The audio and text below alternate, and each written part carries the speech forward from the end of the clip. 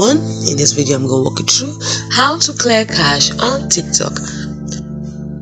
The first thing you do is open up your TikTok app, which is, this is mine. So from here, click on the three that is from your me, click on the three dot at the top right corner over here, and then you see clear cache.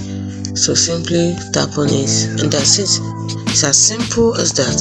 The next thing you can do also, you can clear this from the outside by going to the TikTok app. Again, press down on it if you're using a Samsung phone. Press down on it and tap on the information icon at the top. Give it a few seconds to load. At the bottom here, tap on storage. I can see cache here, so I'll click on clear. It's as simple as that. Those are the two ways to clear cache on TikTok. Hope you found this video helpful. If you did, like and subscribe to this channel for more. Thanks for watching.